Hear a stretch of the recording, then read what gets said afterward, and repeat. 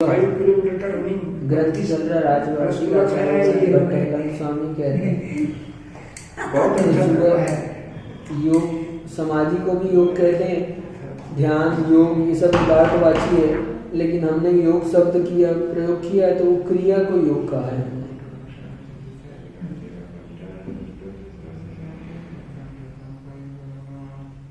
प्रत्येक में वाक्य की परिसमाप्ति होने पर सुबह कहा था, तो ये भी इसका उत्तर दिया था। वो कह रहा था कि आपने समुदाय तीनों को समुदाय रूप से कहो योग, तो हमने कहा इसका अर्थ ऐसे मत करो।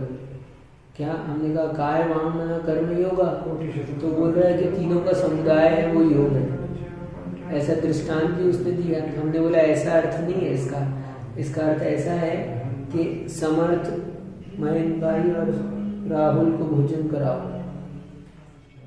तो इनको भी कराओ इनको भी कराओ इनको भी कराओ, ऐसा योग का अर्थ है। मन का भी हो, वचन का भी और काय का, इस तरह का अर्थ बताया। अब आगे चलते हैं।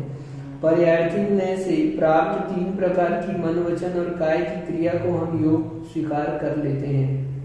ठीक है, यहाँ आश्रव का प्रकरण होने से अब बताइए कि आश्रव का लक्षण क्या है। 6वां अध्याय प्रारंभ हो गया है, 5वां अध्याय समाप्त हो गया, आश्रव का वर्णन इसमें चल रहा है। तो पर्यायर्थी से यह आश्रव का प्रकरण होने से अब बताइए आश्रव का लक्षण क्या है।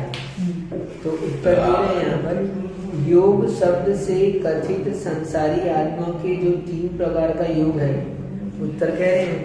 ठीक है, वह योग ही आश्रव है। स आश्रव, क्या कह रहे हैं? स आश्रव। पहले योग बता दिया, काय वांग मना कर्म योग। ठीक, ये योग बताने के बाद में योग को ही हम आश्रव कहते हैं। योग ही है वो आश्रव है, ऐसा कहा। काय वांग मनस कर्माश्रव, इतना सूत्र बनाने से लघुता होती थी। जब आपको आश्रव ही कहना था तो काय वांग मनस आश्रव ये बता देते। पहले योग बताया फिर आश्रव बता रहे हैं, उसको आश्रव कह रहे हैं। आश्रव का प्रकरण चल रहा है तो तीनों यही आश्रव है ऐसा कह देते। नहीं, योग के साथ भी आश्रव जोड़ लेते ऐसा नहीं, योग ही नहीं, योग जोड़े नहीं है। योग बोले मत। अच्छा, योग को योग छुपा के आश्रव ही बोल दो, मतलब योग बोले क्योंकि आप आश्रव बोल ही रहे हो पहले से योग को, तो वहाँ योग की जगह आश्रव बोल देते। तो ऐसी आशंका नहीं करनी चाहिए। क्यों? क्योंकि ऐसा करने से योग का कथन नहीं होता। योग को कहाँ कहते फिर हम? ठीक है, योग कब बताते फिर हम? योग का कथन ही नहीं हो पाता। शंकाकार कह रहा है, काय वांग मनस कर्म आश्रवा, ऐसा सूत्र बनाने से अक्षर का सौष्ठव होता है, सुंदर भी प्रतीत होता है। अतः 2 सूत्र ना बनाकर ऐसा 1 सूत्र ही बनाना चाहिए था।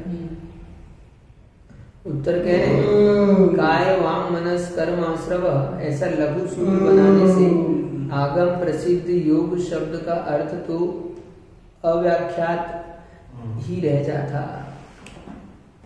आगम में प्रसिद्ध जो योग शब्द है उसकी व्याख्या तो रह ही जाती। व्याख्या करने के कारण हमने ये पढ़ाया। अब कहते हैं सर्व योग में आश्रव का प्रसंग आता है। आपने कह दिया काय वांग मन कर्म योग स आश्रवा, तो अब योग कोई भी हो सब में आश्रव का प्रसंग आते, सब आश्रव हो गए। अतः काय वांग मनस कर्म योग आश्रवा ऐसा सूत्र भी नहीं बनाना चाहिए। मुझे ऐसा बना लेते, काय वांग मन कर्माश्रव योग आश्रवा, योग बीच में डाल दिया, दोनों सूत्र को मिलाकर संग कह रहे हैं, काय वांग मनस कर्म योग आश्रव,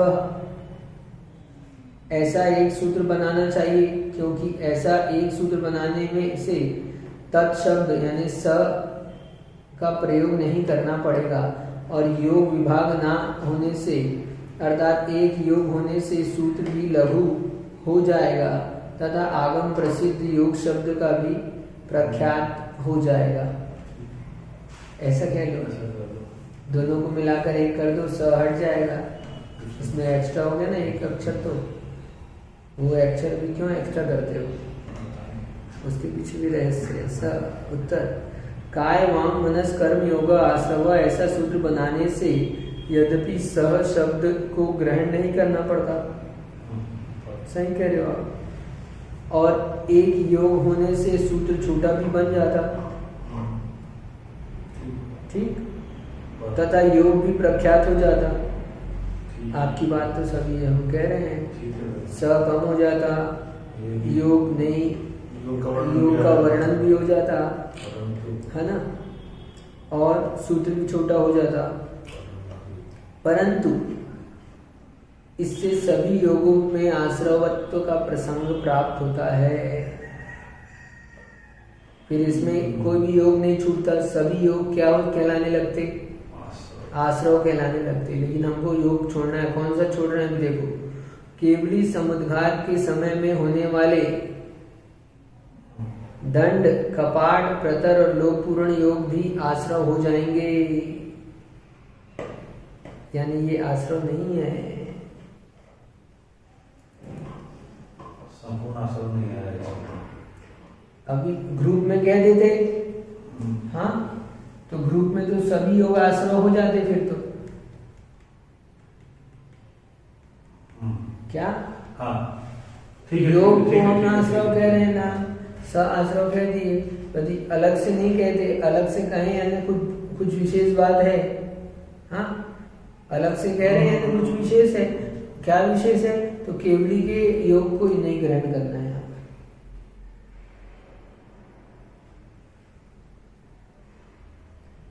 केवली भगवान योगी सहयोगी है कि अयोगी, नाम ही उसका सहयोगी केवली, सहयोग योग से, तो योग से सहित है केवली भगवान, तो केवली भगवान को आश्रय हो रहा है क्या, नहीं हो रहा है। होता है, एक समय का यह प्रकाश होता है, होता भी है, और उसी समय में उसकी निर्जरा हो जाती है, ठीक है, लेकिन जब उनके समुद्धार होता है, हो गया फिर कैसे होगा, एक समय में होता ही यह प्रकाश जीवा कर्मणो योग्यान पुजला, हाँ ठीक है, योग किस कर के साथ है इसलिए होगा, मैं बोल रहा हूँ सही है कि झूठ है, हाँ सही है, करेक्ट है, आश्रय होता है, बंद नहीं होता है। अब प्रश्न सुनो, अभी इसमें आ जाएगा सर समाधान आपका, दंड आश्रवत्व मानने में क्या दोष है, निर्जरा हो जाती है, आश्रम निर्जरा एक समय होती है, आ रहा है, रुक नहीं रहा, अन्य समय नहीं है, तो ज्ञाता दृष्टा वो होता है, ज्ञाता दृष्टा वही होगा वास्तव में, हाँ वही बाकी के अभ्यासी अपन बोलते हैं वो सब अभ्यास करेंगे, वचन और क्या मन इस गुणस्थान में थोड़े होता है, नहीं होता, अभी कहाँ से, सातवें गुणस्थान में, सातवें गुणस्थान में क्या होता है, सातवें गुणस्थान में आपकी अबुद्धिपूर्वक कषाय चलती रहती है, और बुद्धिपूर्वक वहाँ आपने ग्रंथ दिया था उसमें तो अच्छा लिखा था गुरु जी, वहाँ दो धारा निहित क्षमता है, हाँ देखा था मुंह खोल के, ध्यान बुद्धिपूर्वक ज्ञान धारा और कर्म धारा, हाँ, ज्ञान धारा की अपेक्षा से जो अपने शुद्धोपयोग में लीन है ना, विचार स्वसंवेदन में वो बुद्धिपूर्वक है, और अबुद्धिपूर्वक जो है ना कषाय के उदय है, सर्वदा सातवें गुणस्थान में पूरा नहीं लगाना है इनकी बात, हाँ, क्योंकि शुभोपयोग में भी तो सातवां गुणस्थान होता है ना, और शुभोपयोग अबुद्धिपूर्वक चल रहे हैं, शुद्धोपयोग बुद्धिपूर्वक है गुरु जी, ये मिश्रण यही बात था, गुरुमती माता जी की सब 108 माता जी आई थी सोनपुर से, उनके में बात हुआ था, मैं हाजिर था, मैं बता रहा हूँ सुनो, शुभोपयोगी मुनि सातवें गुणस्थान में होता है कि नहीं होता है, होता है, उस 54 नंबर की बात सातिशय निरतिशय कहते हैं, कहते हैं, ये बात अलग है, तुम कहो जो कहें उससे कहो, मुझे पता मैं है, क्या बोल रहा हूँ, सातवें गुणस्थान के स्वस्थान और सातिशय, स्वस्थान में जगन्य और उत्कृष्ट, जगन्य तक जो है जो शुभोपयोगी है, और उत्कृष्ट में शुद्धोपयोग होता है। अरे जैसे ये आया, ये बोले 3 महाराज हैं यहाँ पे, तब तो आप 2 महाराज आपने विशेष की व्याख्या की, जबकि जब अभी तो शुभोपयोग को सिद्ध करना था, तो आपने उल्टी व्याख्या क्यों की यहाँ पर, आपकी व्याख्या भ्रम उत्पादक है। मैंने जितना पकड़ा है ना बिल्कुल आगम का अनुकूल पकड़ा है। बाकी पकड़ा सही है, लेकिन अभी यहाँ प्रासंगिक नहीं है। अभी तो यहाँ पर आपको शुभोपयोगी का को समर्थन बताना में था। बोलना था। वापी काले शावकाना वापी शुद्धोपयोग भावना भिन्नते तो भी चेंज उनको हो क्या गया, शुभोपयोगी कहते हैं। अरे वो कुछ और बोल रहे हैं, वो ये बोल रहे हैं कि सात्विक विस्तार में शुभोपयोग होता है क्या? होता है, हाँ, होता है। जैसे यहाँ 3 महाराज बैठे हैं पर मुनि 2 है और 1 शुल्लक है, ठीक है। सात्विक विस्तार में प्रधानता आपकी शुद्धोपयोग की है, जगन्यता शुभोपयोग की है, लेकिन महाराज तो पूछ रहे कि शुभोपयोग होता है या नहीं। और जब अब ऐसा कहती है ऐसा नहीं बोलना, आगम लेके बोलना। आप से तो बोल रहा हूँ। ग्रहणाम तो समस्त विद्या भावेन शुद्धोपयोग अवकाशो नास्ति कषायकन सद्भावा स्फटिक संपर्केण। ये 254 नंबर की अमृतचंद्र आचार्य की टीका है। ये ये निषेध थोड़ा कर लेना रहे हैं। है वहाँ दंडक ये जो टीका पड़ी इनका अर्थ ये निषेध का है। किसका निषेध का है? कि श्रावकों को नहीं होता है, शावकों ये को निषेध शुद्धोपयोग किया। नहीं होता है। वो क्या हाँ, और शुद्धोपयोग। लेकिन ये गाथा जो है ना, आप तो सुनो इसलिए पूरा, मैं बोल रहा हूँ, तुम मत ये गाथा समझो। जो है ना तुम इधर उनके से लिए नहीं है, आएगा। क्योंकि शुद्धोपयोग का भावना कहते हैं तो भी उनको शुभ, और मुनि महाराज शुभोपयोग की भावना कहते हैं तो भी उनको शुद्धोपयोग कहते हैं। इस अपेक्षा से ये गाथा है। ठीक है, चलो, तो दंड आदि योग में आश्रवत्व मानने में क्या दोष आता है? क्या दोष है भाई? आपने सबको शामिल कर लिया तो उसमें क्या दोष है? बोल रहे हैं कि केवली का आ जाएगा, तो बोल रहे हैं उत्तर सुनो आप। दंड आदि दोष में आश्रव मान लोगे तो क्या दोष आएगा? उत्तर, यद्यपि केवली समुद्घात अवस्था में सूक्ष्म योग मानकर तन निमित्तक अल्प बंध माना जाता है, परंतु एक सूत्र बनाने से तो केवली समुद्घात में साधारण योगत्व और बहुबंध का प्रसंग आने से विपरीतता आती है। क्या आती है?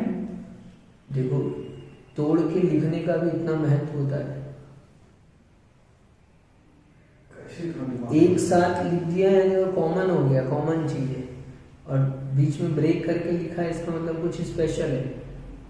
अच्छा, एक एक लॉजिकल रीजनिंग के साथ में क्यों है?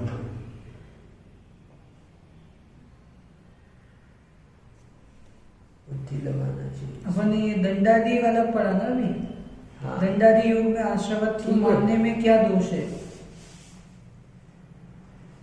यानी ये बोल वस्तुतः तो सुनो, वस्तुतः तो वर्गणा निमित्तक आत्म प्रदेश परिस्पंदन रूप मुख्य योग ही आश्रव कहा जाता है। वस्तुतः क्या है? जो वर्गणा निमित्तक आत्म प्रदेश परिस्पंदन है वही मुख्य योग है।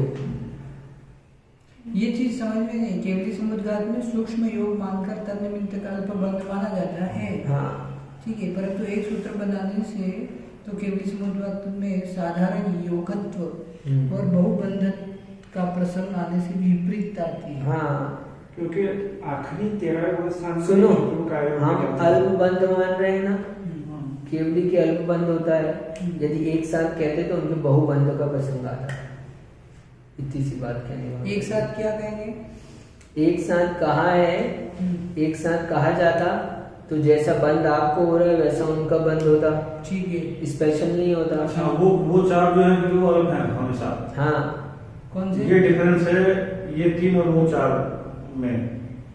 दंड आदि ठीक है, काल ठीक में, है, ठीक है। समुद्घात के काल में जो है हाँ, वो वहाँ अलग अलग बंद है और ये सब और अलग बाकी है। समय में कॉमन है। हाँ, ठीक है, तो वो तो अलग common- बंद नहीं बना सकते थे कि हाँ, ये फिर सब है। अलग से उसको और डिफाइन करना पड़ता था। वस्तुतः तो वर्गणा निमित्तक आत्म प्रदेश परिस्पंदन और मुख्य योग ही आश्रव कहा जाता है, ठीक, परंतु केवली समुद्घात अवस्था में होने वाले दंड, कपाट, प्रतर और लोकपूर्ण योग वर्गणा अवलंबन रूप नहीं है, अतः इसमें आश्रव नहीं होता है, अर्थात दंड आदि योग में आश्रव नहीं माना है। मूल शास्त्र से ऐसे पढ़ लो ना अपन, तो फिर अपने नहीं, को लेकिन विश्वास एक अपने एक को- पहले तो ये बोले कि केवली समुद्घात के समय अल्पबंध माना जाता है चारों योगों में जो भी योग बनेगा। प्रश्न किया तुमने एक साथ क्यों नहीं लिखा। हमने कहा भैया कुछ अलग बताना है। क्या अलग बताना है? एक साथ लिख देते तो केवली के भी बंद सबकी जैसा बंद होता है वैसा बंद सिद्ध होता, क्योंकि योग वाले को तो आश्रव कहा तो सभी योग वाले एक से हो जाते, सामान्य हो जाते। लेकिन केवली भगवान समुद्घात के समय में स्पेशल है। क्या स्पेशल है? तो दंड प्रतर लोग पूर्ण ये समुद्घात करते हैं तब उनके अल्प बंद होता है। तो ये बात बतानी थी हमको, इसलिए अलग से लिखा है उसको आश्रव। प्रश्न है, यदि वर्गणालंबन रूप योग नहीं होने से दंडादि व्यापार काल में अनाश्रव होने से दंडादि योग निमित्तक बंद नहीं होना चाहिए, परंतु केवली समुद्घात अवस्था में बंद तो माना है। ये वर्गणा अवलंबन का मतलब क्या हो गया? जो वर्गणा के निमित्त से बंद योग हो रहा है ना, आत्म प्रदेश में परिस्पंदन कार्बन वर्गणाओं के निमित्त से है ना, मनोवर्गणा, वचन वर्गणा, काय वर्गणा और काय वर्गणा, कार्बन वर्गणा नहीं। अच्छा सर ठीक है, हाँ ठीक। वो अवलंबन रूप नहीं होता है, यानी ये जो 4 प्रकार के समुद्घात है वो इनमें ये क्या है, कोई वर्गणाओं का काम नहीं। वर्गणाओं का काम। उत्तर, यद्यपि केवली समुद्घात वर्गणा अवलंबन ना होने से दंडादि योग निमित्तक बंद नहीं है, तथापि काय वर्गणा निमित्तक आत्म प्रदेश में परिस्पंदन है, क्योंकि ना उनके मन न वचन योग है उस समय। वचन योग है ना उनका सब जो है, हाँ, केवली के वचन योग है। हम समुद्घात की अपेक्षा से समुद्घात काल में कह रहे हैं। वहां पर केवल त्रैक योग, काय योग, योगा नाम, पहले तीनों योग फिर एक योग, कौन सा? मात्र काय योग। तो वहां पर काय योग होता है मात्र। पहले 3 योग कौन से लेना? तीनों योग में से पहले ध्यान बताया अपन ने, फिर वो बाद वाला ध्यान एक योग में होता है और फिर अंत वाला ध्यान अयोगी को होता है। त्रैक योग, काय योग, योगा नाम। क्योंकि केवल का सूत्र तत्वार्थ में आगे बढ़ेंगे अपन। सूक्ष्म क्रिया पृथकत्तर, एकत्तर, सूक्ष्म क्रिया प्रतिपाती। सूक्ष्म क्रिया प्रतिपाती में एकमात्र काय योग है। हाँ ठीक। अंतर्मुख में आखिरी होता है 13वें गुणस्थान के। हाँ ये बहुत सूक्ष्म बात है। हाँ। सूक्ष्म क्रिया करके प्रवेश होके जो है ना, सूक्ष्म क्रिया प्रतिपाती होने के बाद उपचार सिखाया है ना ध्यान। हाँ। उपचार से केवली को उपचार ध्यान है, मुख्य ध्यान नहीं है। तो फिर वहां से फिर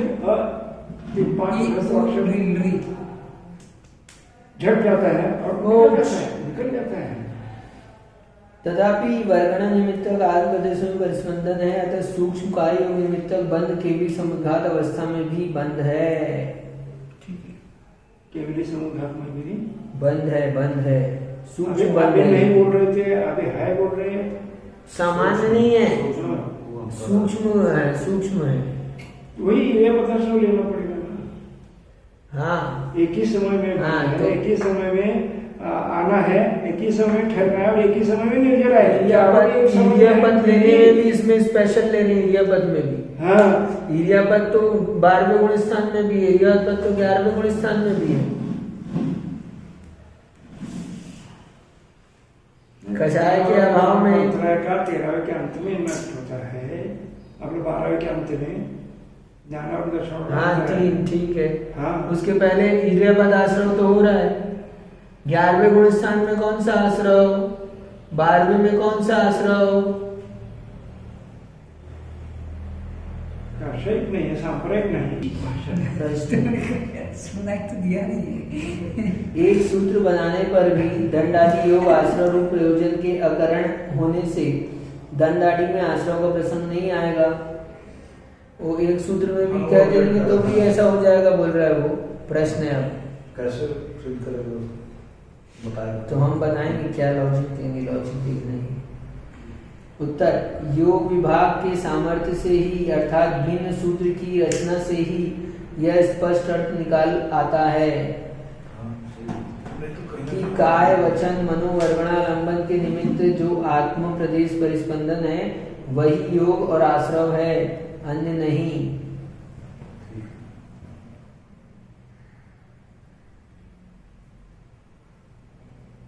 प्रयोजन के अकरण होने से दंडादि में आश्रव का प्रसंग नहीं आएगा। तो अकरण कैसे हो गए? आश्रव रूप प्रयोजन में दंडादि जो है वो अकरण हो गए, क्योंकि मनोवर्गना यानी वो वर्गनाओं का आलम्बन रूप नहीं है, इसलिए वो कारण नहीं है, आश्रव के कारण नहीं है, इसलिए अकरण हो गए। ये जो कारण है कारण, वर्गना अवलंबन रूप नहीं है, इस कारण से करण परिणाम। आश्रव का प्रश्न है, आप सुनो। जैसे केवली के इंद्रियां विद्यमान रहती है, परंतु तत्पूर्वक व्यापार नहीं होने से इंद्रिय जन कर्म बंद नहीं होता है, उसी प्रकार योग विभाग पृथक सूत्र के समान एक योग बना लेने पर भी केवली समुद्घात के समय दंडादि योग आश्रव के कारण नहीं होंगे। एक सूत्र के पीछे लगे होंगे, अर्थात दंड योग में आश्रव नहीं होगा। वो कह रहे हैं कि केवली भगवान की इंद्रियां तो रहती है और इंद्रियां जन कर्म का बंद नहीं होता, क्रियारत नहीं रहती, ऐसा लिखा है। उसी प्रकार योग भी एक मान लो, लेकिन योग जन बंद नहीं मानो। उत्तर, पृथक सूत्र के सामर्थ्य से ही यह प्रतीत होता है कि ऊपर ही कथित यानी वर्गणाओं का आलंबन भूत योग ही आश्रव है, अन्य योग आश्रव नहीं है। स आश्रवा, क्या रहस्य, इतना बड़ा रहस्य। हमको तो ये प्रश्न ही उपस्थित नहीं हुआ कि भैया तुमने किया क्यों है प्रश्न। एक बार वापस ये नहीं करते तो हमको प्रश्न भी समझ नहीं आता। मैं एक बार पढ़ के वापस समझ पढ़ लेना, बहुत समय तुम्हारे पास तो जैसे कि घंटे का। फास्ट रीडिंग मत करो, बोलिए एक एक शब्द के ऊपर वो अंतर्स्वर से अपना उसका अर्थ, शब्द का अर्थ लेना, तो फिर आगे जाना। नहीं समझे आए तो नहीं आगे जाना। नहीं, वही तो मैं बोल रहा हूँ, इसलिए तो नहीं कर रहा तो हूँ। फिर पीछे चले हम वहाँ पर। गुरुजी,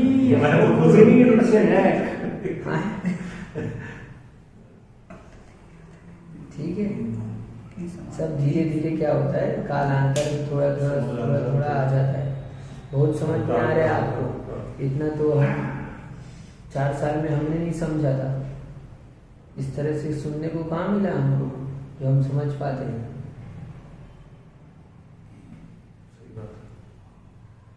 खैर कोई बात नहीं, ठीक है। योग विभाग में एक में सवाल है, एक सूत्र बनाने के लिए समझ वो बोल रहे हैं एक ही रख लो आप, तो एक सूत्र में काम चल जाता है, तो बोलते बिना पृथक की ये बात ये अर्थ नहीं पता चल पाती, जो अर्थ अभी आप बोल रहे हो वो पता ही नहीं चलता। भेद करने से ही हमको समझ में आया है। ठीक है, ये इंद्रिय और योग का, यानी इंद्रिय पहले बोला इंद्रिय है, लेकिन वो फिर भी उसका जन्य कर्म बंद नहीं है। हाँ वैसे योग है, हाँ, जो है, हाँ, लेकिन बंद नहीं वैसा मानो। बंद नहीं, मत मानो। हाँ, नहीं मानेंगे, लेकिन पता कैसे चला हमको? ठीक है, लिखा है, इसलिए पता चला। दंड योग भी आश्रम का कारण नहीं है। फिर हमने उत्तर में क्या दिया कि ये ऐसा भी योग है जो आश्रय रूप नहीं होता, हम्म। इसकी सूचना पृथक सूत्र करता है। सिर्फ ये 3 ही हैं जो आश्रय पर आते हैं, इसके अलावा जो योग है वो आश्रय नहीं है। ये इसी अन्य के कारण योग पता है चलता इसका है। मतलब। हाँ, काय वांग मनस कर्म आश्रवा, ऐसा एक सूत्र करने पर दंडादि योग आश्रव के कारण नहीं है, इसकी प्रतिपत्ति ज्ञान नहीं होती, अतः सर्व योगों के आश्रवत्व का प्रसंग आएगा। कैसे नहीं, यानी ये दंडादि योग आश्रम नहीं है, ऐसा स आश्रव से कैसे, अच्छा मन वचन और काय, हाँ, यही आश्रव है। ये आश्रव है। इसका मतलब और अन्य नहीं है। काय वांग मन कर्म योग स आश्रवा, तो स आश्रवा से हमने बोला कि मन वचन काय योग जो है वही वो आश्रम है। हाँ। तो ये जो दंडादि आदि जो योग है वो आश्रम नहीं। वो आश्रम नहीं है। ये पृथक सूत्र से अपने को समझ में आया, आ गया, ठीक है। आश्रम किसको कहते हैं? अच्छा, जैसे तालाब के जलागमन द्वार से पानी आता है, वह जलागमन द्वार जल के आने का कारण होने से आश्रव कहलाता है। उसी प्रकार योग प्रणाली से आत्मा में कर्म आते हैं, अतः योग को ही आश्रव कहते हैं, अर्थात योग ही आश्रव इस नाम के योग्य होते हैं। योग से ही तो आएगा। तालाब होता है, तालाब में नाली लगी रहती है, उसमें से पानी आता है, तालाब बनता है ना। तालाब में पानी आने का साधन होता गेट है, लगा तालाब बना है, है। वो जल आगमन द्वार। नहीं वो सामान निकालने के लिए था कि अरे आने के लिए भी रहता है। आने के लिए आने का भी आया है ना कहीं सब भाई या तो तालाब नीचे से आया मान लो या साइड से आया मान लो, जैसे जसपुर के तालाब ऊपर से आता है पानी। तो जो आने का द्वार है, जल आगमन द्वार है गेट ना। अपन जंगल जाते ऐसे हैं छोटा सा वो जो होता है ना, हाँ वो फाटक खोलने वाला बस वही गेट। वो बोले बस वो आगमन द्वार है वो। ऐसे योग जो है कर्म आश्रव द्वार है। हाँ योग, हाँ योग प्रणाली से आत्मा में कर्म आते हैं, ठीक है, अतः योग को ही आश्रव आश्रव कहते हैं। कहते हैं। तो महाराज सिंह जैसे कहते हैं जो कर्म बंधे हैं वो तो आएंगे ही आएंगे। वो उदय में कहते हैं, उदय में कह रहे हैं। ये कह रहे हैं आश्रव किसको कहते हैं, आ रहा है कर्म आश्रव। तो ये मन वचन काय की प्रवृत्ति आत्म प्रदेश में जो परिस्पंदन हुआ है ना, ये परिस्पंदन ही आश्रव है, क्योंकि परिस्पंदन ही योग है, हाँ। योग ही आश्रव है।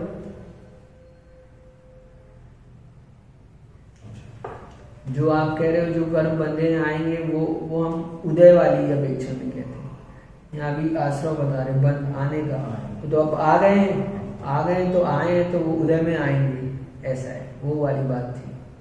जो कर्म है वो तो आएंगे ऐसे, ठीक। ये कहा। अब सुनो, गीले वस्त्र में आने वाली रेणु के समान कषाय से आर्द्र आत्मा में कर्मों का संश्लेष होता है। कषाय से तो स्थिति और अनुभव लगेगा। गीले वस्त्र में आने वाली रेणु, योग से हाँ। प्रकृति और प्रदेश बंद होगा। यानी धूल, हाँ ठीक। अच्छा, धूल के समान कषाय से आर्द्र आत्मा में कर्मों का संश्लेष होता है, ठीक है, बंद होता है। आर्द्र वस्त्र जैसे वायु के झरोकों से लाई गई धूली को चारों ओर से लिपटा लेता है, वैसे ही कषाय रूपी जल से आत्मा, लेकिन 11-12 व्यवस्था में कषाय नहीं है। वैसे ही कषाय रूपी जल से आर्द्र यानी गीला आत्मा योग के निमित्त से आई हुई कर्म रज को सर्वात्म प्रदेशों से ग्रहण करता है। सही है। अब वो 11वें 12वें वाला 13वें 14वें वाला विषय चला गया, ये सामान्य विषय है, ये नीचे वालों के लिए। अथवा या फिर जैसे अग्नि से संतप्त लोह पिंड को यदि पानी में डाला जाए तो अच्छा जी, वह चारों तरफ से जल को आत्मसात करता है, खींचता है। उसी प्रकार कषाय रूपी अग्नि से संतप्त हुआ यह संसारी आत्मा योग रूपी वायु के द्वारा लाई गई कारमान वर्गणाओं को चारों तरफ से खींचता है। आत्मसात करता है, ग्रहण करता योग है। रूपी वायु आत्मसात करता है, ग्रहण करता है।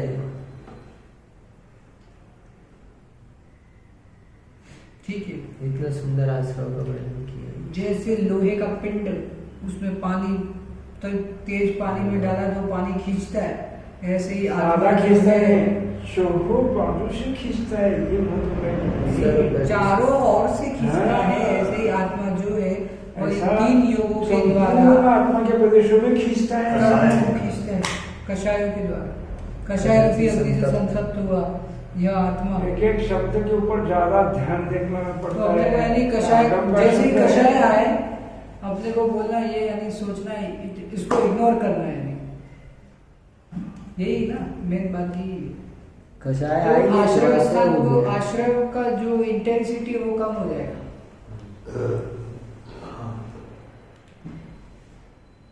वो खींच रहा है पानी की, कषाय आ गया तेज और अपन ने जल्दी से जल्दी उसको मिनिमाइज कर लिया, तो वो आश्रय वैसा नहीं होगा। पुण्य पाप रूप कर्म 2 प्रकार के हैं। उन कर्मों के आने का हेतु योग अविशेष रूप से एक ही है कि इसमें कुछ विशेषता है? अब कर्म तो दो प्रकार के हैं और आपने योग कह दिया और योग से आश्रय होता है, तो कुछ विशेषता है कि एक का ही है इसमें? तो ऐसे हाथ भी हिला दिया बंदे तो भी आश्रय हो गया? नहीं भी हिलाया तो भी हो गया। नहीं, मन से तो परिस्पंदन हुआ, मन का हो गया। वचन से परिस्पंदन हुआ, वचन का हो गया। और काय से परिस्पंदन हुआ, काय का हो गया। तो इसमें से अपने को कैसे आत्मा कैसे समझेगा कि उसके लिए प्रायोरिटी किस पे रखा जाए? तो इसलिए प्रायोरिटी में आओ, पहले इधर से चालू करो। बोल रहे हो प्रायोरिटी, इसलिए समझा रहा हूँ बीच में, थोड़ा सा विश्लेषण करो। यही विषय मिथ्यात्व, अविरति, प्रमाद, कषाय, योग, बंद है तो वहाँ ये सब आश्रव के कारण है, बंध के कारण है।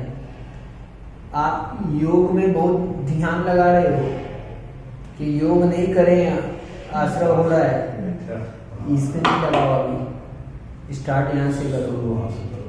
मिथ्यात्व तो गया कि नहीं गया? नहीं गया, गया। अविरति भी गया। प्रमाद है। तो अभी यहाँ ध्यान लगाओ, अभी योग में मत लगाओ दिमाग। अच्छा, इसीलिए वो सीरियल वाइज है। यदि सबसे पहले हमें सम्यक दर्शन पे फोकस करना है, प्रायोरिटी वाइज। सम्यक दर्शन मिथ्यात्व है, मिथ्यात्व प्रमाद कषाय योग, मिथ्यात्व अविरति प्रमाद कषाय योग। अविरति क्या होगा? नियम नहीं लिया, त्याग नहीं किया। ये विरति, 6 इंद्रिय संयम और प्राणी संयम, इसका उल्टा असंयम को अविरति कहते हैं। अच्छा, ठीक। 5 इंद्रिय और मन, इसको बस में नहीं करना। इंद्रिय और षट काय के जीवों, इनकी हिंसा का त्याग नहीं करना। संयम, ये प्राणी अविरति है। संयम, इंद्रिय संयम, और इसका उल्टा इंद्रिय संयम, प्राणी संयम। अब खींच रहे हैं है ना? तो हम योग की, लोग योग की बहुत चर्चा करते हैं कि काय से स्थिर कर लो, बैठ जाओ। हाँ, आश्रय हो रहा है, हाथ भी हिला रहे तो आश्रय हो रहा है, वचन चला रहे तो आश्रय हो रहा है, तुम्हारा योग में ध्यान जा रहा है। योग से पहले तुम देखो, तुमने तो अविरति तो छोड़ी नहीं है, तुम्हारे तो आश्रय बहुत मोटा वाला चालू है, छोटे वाले को कहा कि बंद करने में लगे। लेकिन मिथ्यात्व सब जिसका जो चालू है देख लो, अपने आप में समझ में आता है। वहां से काम करना चालू करो। आपको काम करना है ना, सीरियल इसीलिए है। वहां से काम करना चालू करो आप। और हम पहले सूक्ष्म चीजों में लग गए हैं कि भैया आंख बंद करके ध्यान कर रहे हैं और लगे हैं एकदम कि भैया स्थिर करेंगे, हिलेंगे नहीं, यहाँ एकदम हिलेंगे नहीं योग। अरे तुम कितना भी काय नहीं हिलाओगे तो योग केवली की योग हो रहा है भैया। वो रक्त का परिस्पंदन ऊपर से नीचे हो रहा है, पूरा योग हो रहा है। धड़कन बंद कर दोगे क्या? रक्त का संचार बंद कर दोगे क्या? तो जन्य आश्रय हो गई। ठीक है, तुम्हारा दिमाग उसमें चल रहा है, अभी तुम उसमें मत लगाओ दिमाग। यहाँ से चालू करो, यहाँ से चालू। सबसे पहले सम्यक दर्शन पे पुरुषार्थ करना पड़ेगा, फिर विरति पे। फिर कितनी अविरति है कि नहीं है देखो, उसमें काम करो। फिर ये हो जाए कंप्लीट तो फिर प्रमाद पे काम करो।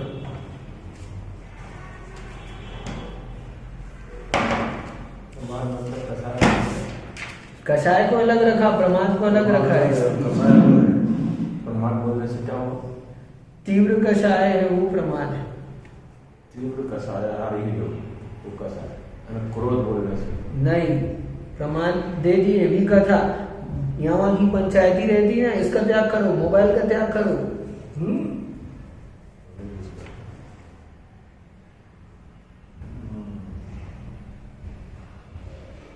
ठीक है, सही है। मिथ्यात्व को सर्वप्रथम फिर मिथ्यात्व को भी रखें। ठीक, तो ऐसा बहुत अच्छा प्रकरण चलेगा हमारा। हम क्या आगे है, स्वयं कहेंगे आचार्य। और इस पे मिथ्यात्व की पे सबसे पहले पुरुषार्थ करना है, तो उसके लिए सम्यक दर्शन को दृढ़ करना पड़ेगा। सम्यक दर्शन यानी अपने को आस्था दृढ़ होनी चाहिए। हाँ, उसके लिए क्या करो? तो जो पहले आपको व्यवहार सम्यक कहा है उस पर ध्यान दो। देवशास्त्र तो व्यवहार सम्यक को करोगे तो आपकी कसाय में मंदता आएगी, परिणामों की विशुद्धि होगी, तब करण परिणाम करके आप तब सम्यक दर्शन को प्राप्त करोगे, तब व्यवहार सम्यक में क्या नष्ट होंगे। यानी देवशास्त्र गुरु श्रद्धानम का बोल रहे क्या है व्यवहार सम्यक? देवशास्त्र गुरु श्रद्धानम सम्यक दर्शनम, तत्वार श्रद्धानम सम्यक दर्शनम, ये दोनों सभी आएंगे उसमें फिर, ठीक ऐसा ऐसे सब चलना पड़ता है धीरे धीरे धीरे धीरे। इसीलिए अध्ययन जरूरी है, कहाँ से क्या करना है, सीधा करने में आदमी रुक जाता है,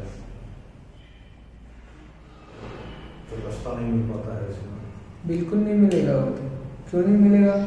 पता ही नहीं है क्या असली में सिस्टम में ना, सिस्टम में तो तुम रॉन्ग सिस्टम में जाओगे कैसे होगा?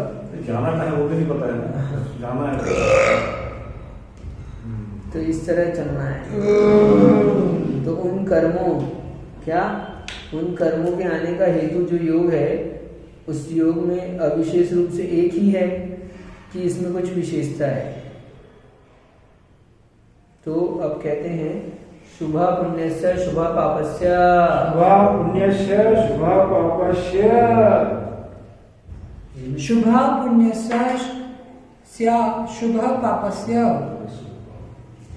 शुभ योग पुण्य और अशुभ योग पाप आश्रव का कारण है। शुभ योग पुण्य और अशुभ योग पाप आश्रव का कारण है। क्या क्या है अब सुनो आगे, बहुत अच्छा चलेगा।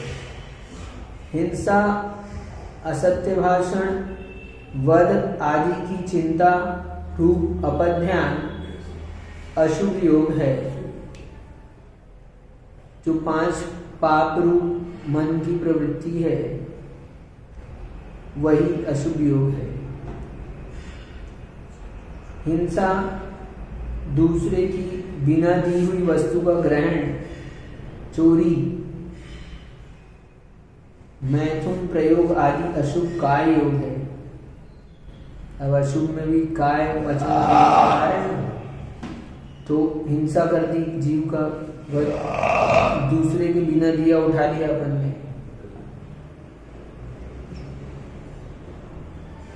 वस्तु ग्रहण कर ली, चोरी हो गई। मैथुन प्रयोग आदि अशुभ काय हो गए। असत्य भाषण, कठोर मर्मभेदी वचन बोलना आदि अशुभ वचन योग है। हिंसक परिणाम, ईर्षा, असूया आदि रूप मानसिक परिणाम अशुभ मनोयोग है।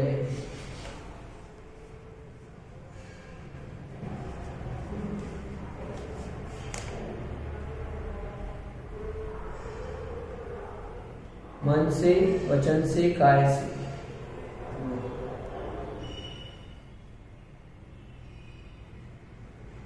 इसमें गुणस्थान विवक्षा आएगी क्या? किसमें? ये अशुभ मनोयोग, वचन योग, काय योग जब एप्लीकेशन होगा तो यदि शावक अविरति का अलग रहेगा, विरति का अलग रहेगा, मुनियों का तज्जन्य बंध तीनों में अलग अलग रहेगा। यदि डॉक्टर भी चीरा मार रहा है तो उसका काय योग वैसा है, और एक कोई कसाई चीरा मार रहा है तो दोनों का बंध अलग अलग होगा।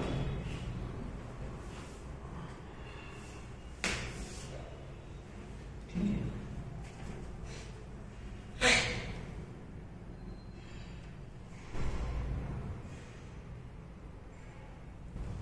आगे कहते हैं अशुभ योग से भिन्न अनंत विकल्प वाला शुभ योग है।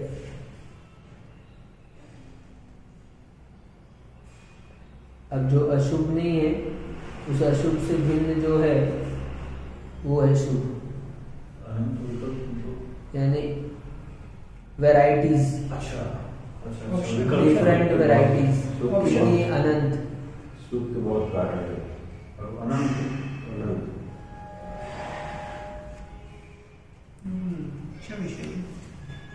जैसे क्या, अहिंसा, अचौर्य, ब्रह्मचर्य पालन आदि शुभ कार्य योग है। सत्य,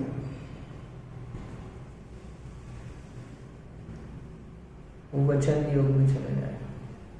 सत्य हितमित वचन बोलना शुभ वाक्य योग है। अरहंत भक्ति, तप की रुचि, शुद्ध का विनय आदि विचार शुभ मनोयोग है। अच्छा, सर्वयोग कल्याण पंचमनुष्य सवाल, तप की रुचि, दया, तप में भी 12 तप पकड़ लेंगे। अंशन, बोधय, सब तब आवे। शुद्ध विनय, तो अपन ये लिखते थे, ये शुद्ध विनय नहीं है क्या? है ना, शुद्ध भक्ति तो है ये।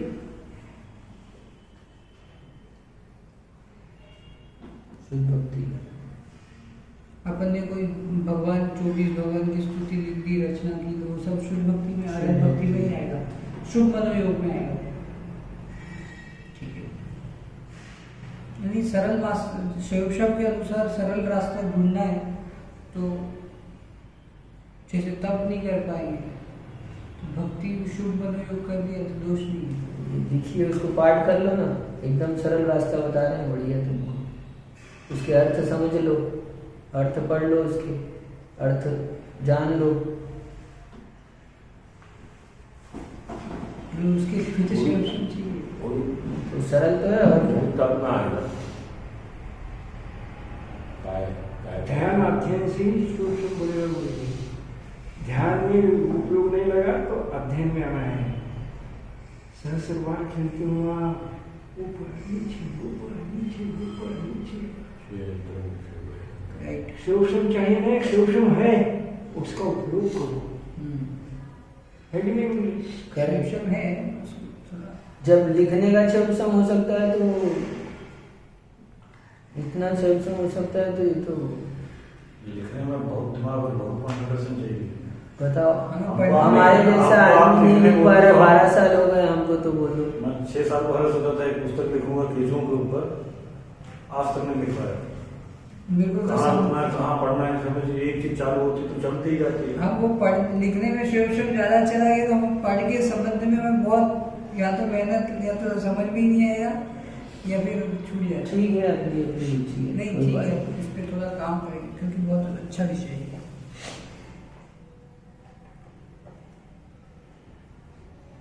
शुभ मनोयोग हो गया। प्रश्न है,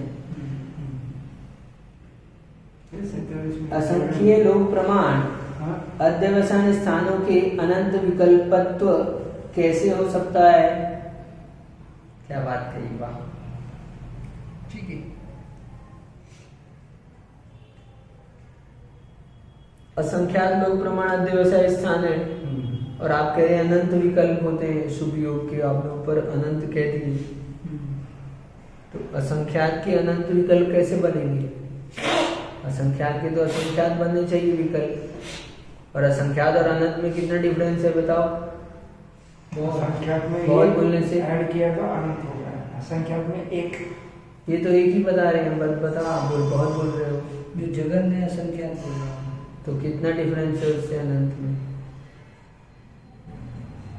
असंख्यात असंख्यात भी है, असंख्यात भी असंख्यात भी असंख्यात डिफरेंस है, असंख्यात डिफरेंस है। अनंत माइनस असंख्यात कितना है? संख्यात। चलो आप बताओ ना कितना है? असंख्यात ही आएगा ना। संख्यात कैसे कहा? मैं तो असंख्यात पे उत्तर संशय। यद्यपि अध्यवसाय स्थान असंख्य लोक प्रमाण हैं, फिर भी अनंतानंत पुद्गल प्रदेश रूप से बंधे हुए ज्ञानावरण वीर्यांतराय के देशघाती एवं सर्वघाती स्पर्धकों के क्षेपसम के भेद से अनंतानंत प्रदेश वाले कर्मों के ग्रहण का कारण होने से तथा अनंतानंत नाना जीवों की दृष्टि से योगों के भी अनंत विकल्प हो जाते हैं। योगों के शुभाशुभत्व कैसे होता है। अब योग के अनंत विकल्प हो जाते हैं, बता रहे हैं कैसे हो जाते हैं। कारवार वगैरह की अपेक्षा अनंत जीवों की अपेक्षा से लेना पड़ेगा। अनंत जीवों की अपेक्षा से एक बात, और दूसरा अनंत अनंत प्रदेश वाले कर्मों को ग्रहण कर रहे हैं। ये ऐसा पढ़ते समय पूर्ण कॉन्सेंट्रेशन रखना, उपयोग बाहर नहीं लेके जाना। क्या बोल रहे हैं इसमें, मध्यवर्ती कल्पना क्या है, जो सारो सो सारो, ये स्वयं है गौतम। ऐसा किया हमारे भगवान ने बट्टा ठीक है। दो है पूर्ण कॉन्सेंट्रेशन लोगों को जी, you become so talent one. बस आपका हाथ पकड़ने वाला मेरे से ज्यादा ज्ञानी है महाराज, सही कह रहे हो नहीं। क्या शार सब अरे इंजीनियर हो आप, बताओ इतना जॉब किया बॉम्बे में, इतना पढ़ा बॉम्बे में रहे, अपने आप बॉम्बे में रहे, बोलते हैं जैसे आदमी प्रभावित हो जाता है। हमारे हम तो छोटे से गाँव के लोग जानते भी नहीं, बताओ। यही एज है बहुत बड़ो बहुत अच्छा। वाचन से पाचन होतो है, पाचन से तत्वचिंतन, तत्वचिंतन से आत्मानुभव, और जितना पाचन होता है उतना आचरण करना, नहीं तो कंफ्यूज हो जाएंगे। और उनका कंक्लूड निकालो, कंक्लूजन। ठीक है। यहाँ पे बोल रहे हैं कि अनंत विकल्प कैसे हो गए, असंख्यात लोक प्रमाण अध्यवसाय स्थान है, तो अनंत कैसे हो गए। तो ये बता रहे हैं कि अनंत कैसे, नाना अनंत जीवों की अपेक्षा अनंत अध्यवसाय अनंत विकल्प हो गए। और दूसरा जो ज्ञानादि कर्म है देशघाती, वो अनंत प्रदेशी है, अनंत प्रदेशी वाले कर्मों का ग्रहण के कारण अनंत विकल्प बनते हैं। बिल्कुल सही। शोषण की अपेक्षा, ग्रहण की अपेक्षा, जीवों की अपेक्षा। शोषण की अपेक्षा, ग्रहण की अपेक्षा और जीव की अपेक्षा, बराबर।